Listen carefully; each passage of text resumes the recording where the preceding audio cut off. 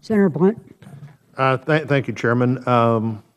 Dr. Frieden, there was an Associated Press report on November the 7th that said that public health experts warned that the actual number of Ebola-related cases and deaths in Africa was likely much higher than the numbers being reported. Do you have an opinion on that report one way or another? We have previously estimated that there is probably underdiagnosis and underreporting of the cases, particularly when cases are increasing rapidly. That overwhelms the treatment and surveillance systems. So yes, we believe the number of true cases is larger than the number of reported cases. Do you have any idea how much difference there might be?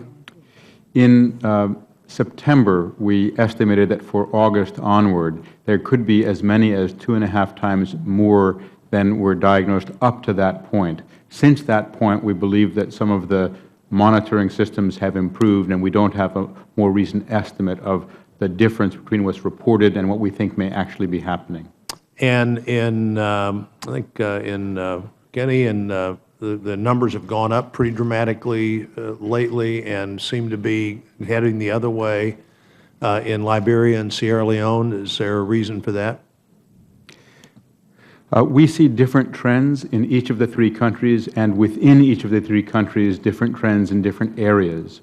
We have seen in Guinea waves of disease increasing then decreasing, emanating generally from a forested area deep in the country, which was where the outbreak is believed to have begun and where it has never been completely controlled.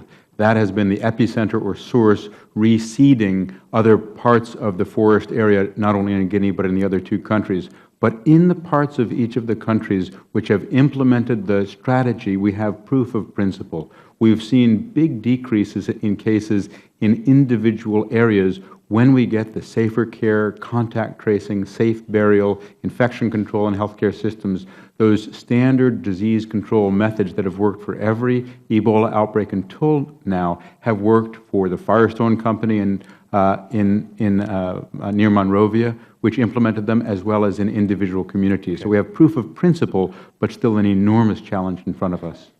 To go to another topic, Administrator Burwell, how long should this money last that you're asking for, and what's the significance of the contingency fund, and how long in the future you think that money would be there? So in the current context of what we know, and I think as Director Frieden just talked about, the evolution of the epidemic is something that ebbs and flows, but the current trajectory and based on what we know in terms of what works, we believe that the base amount of funding is the amount of money that we need across the departments that will stave off the epidemic.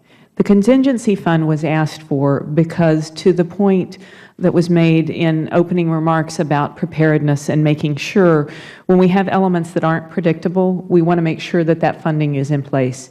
And that funding would be for different types of things. And to give you some examples, if another country, another ring country, has a number of cases and starts to be elevated, like a Guinea, a Sierra Leone, or a Liberia, that may change the needs.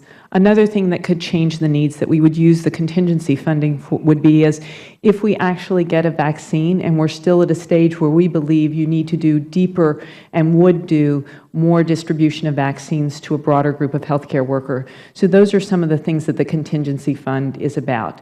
It is a fund that we have submitted for because we want to make sure that there is a block that the funding will not be used unless it's needed, but that we put in appropriate preparedness and planning for things that we can't exactly predict right now. And on vaccines, you've asked for some money for FDA here to, how would you do that process differently? Would you speed it up, bring more people into the process? Are there steps in an emergency situation like this that there's a way to go through them more quickly or to go around them to get to the end product quicker?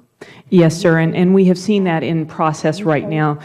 The Congress gave us emergency use authorization that would allow us to approve diagnostics quickly. We've used that authorization 6 times. FDA has used it 6 times. We approved from start to finish in 36 hours one of those diagnostics.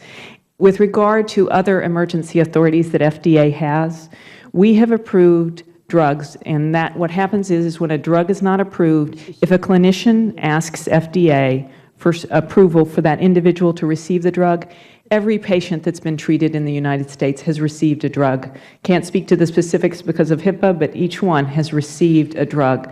Those have been approved. One was approved in 1 hour. And so right now, FDA is on a path, and there are over 300 people who have been working on these efforts because it cuts across therapeutics, diagnostics, vaccines. The team is working across all of those issues to make sure that we are moving as fast as we possibly can across all of those categories to support and approve. We're supporting the efforts, and hundreds of questions have come in from commercial entities, and that's great because a number of commercial entities are out there and they want to help us find the solutions to Ebola. Most of those questions are legitimate. It's about speeding their efforts. Some of those things, as you know, there are people who are saying things work that don't, and FDA needs to watch for that too in this important time. So that's what the funding is for. It's about that speed and moving things through quickly. And one last question on that topic for anybody who would know the answer. Is there anything we need to do or we're doing in this bill to be sure that Ebola is clearly defined as one of the things that you can use those accelerated processes for?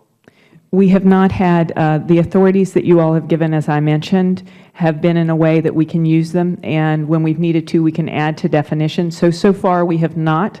I will take your question and make sure, though, with the FDA that it's answered for all categories. By a lot, there are a number of categories, so we need to make sure. So far we have not had any issues, and thank you all for the authorities that you have given us.